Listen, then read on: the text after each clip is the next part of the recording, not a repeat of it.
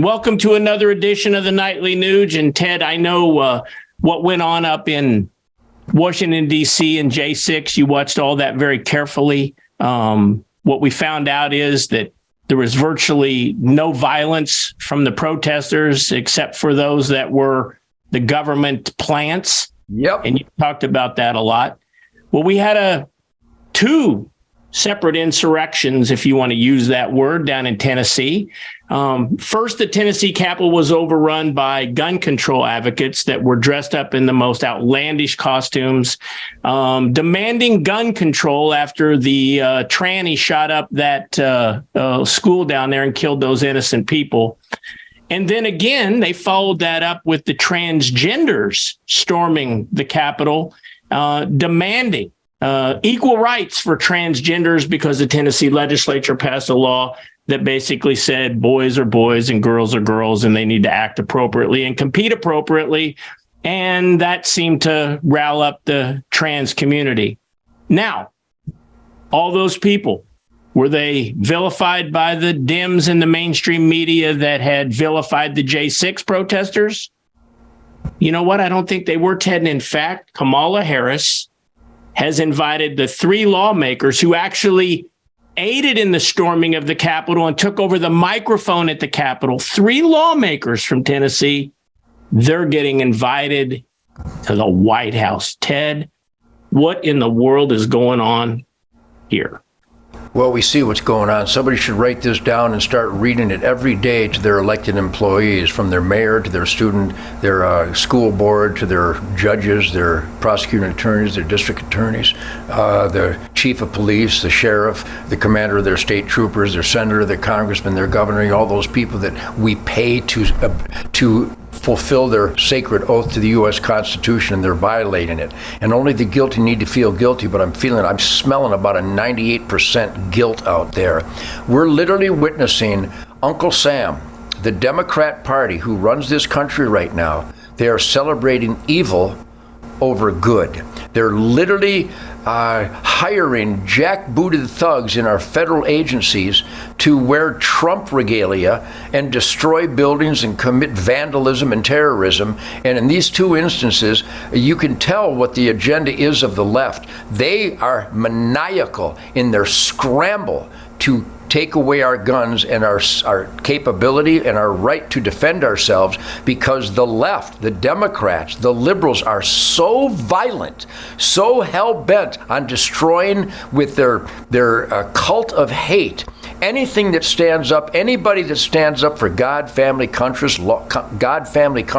law and order, the foundational values of this country, work ethic, being the best that you can be, the entrepreneurial spirit, that man in the arena that we celebrate here on the Nightly Nuge. The left hates positive people. The left hates normal people. The left hates the quality of life that the founding fathers articulated in those sacred documents that are all self-evident truth-based logic and common sense. And they want to disarm us because they want to trample upon us. So once again, we can witness this violent, vulgar, vicious, hate-filled cult activity out there. This terrorism is perpetrated by the Democrats and celebrated by the president and the vice president. Literally, if you are a rioter and a terrorist and an arsonist and assault people on film, our president loves you, and considers you part of her team. Did you see the pictures, Ted, of the protesters? And Tim and our staff here, Riley, if you can show some of these pictures, these are the protesters in Tennessee. And did you take notice that a lot of the same look of the protest in Tennessee look like the same people that were on the streets protesting when Sergeant Dan Kelly shot and defended his own life? Don't they look a lot like the same protesters in San Francisco as we talked about yesterday on Riley Games? I mean, is anybody noticing a pattern here, Ted? Last word, Ted. Is there a pattern here? Clearly, your rhetorical inquiry demands a response. Yeah, I profile When I see a dog baring its teeth and foaming at the mouth, that's called rabies. There's no cure for that, and it's a danger to my family. Now, I'm not recommending shooting anybody unless they attempt to kill you, because good should always win over evil.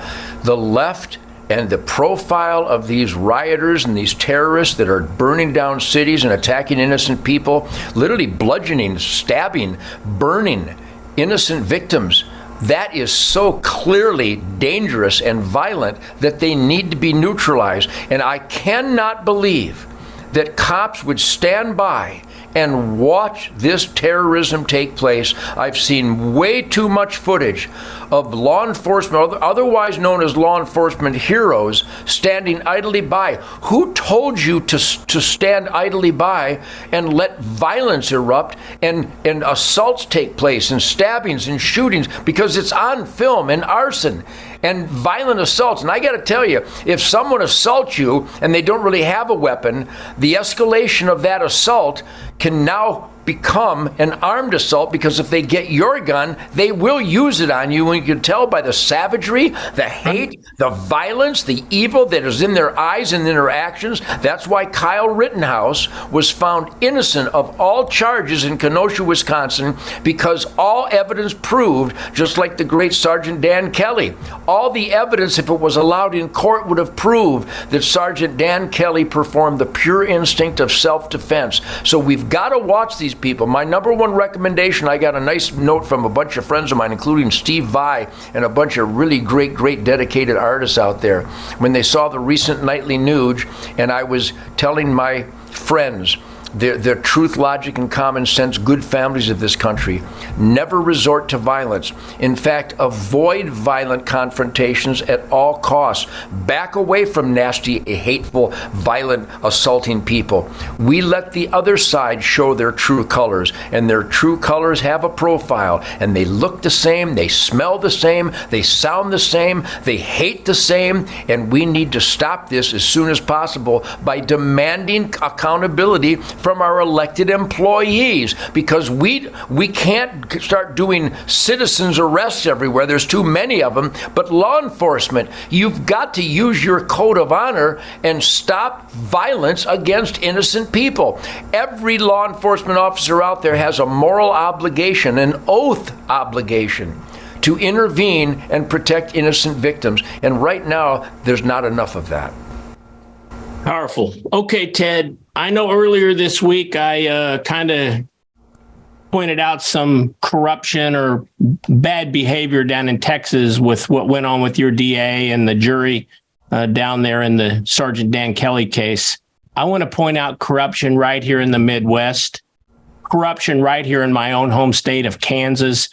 Our friend Chris Kobach pointed some of this out, and I have been discussing the other part of it with you for days.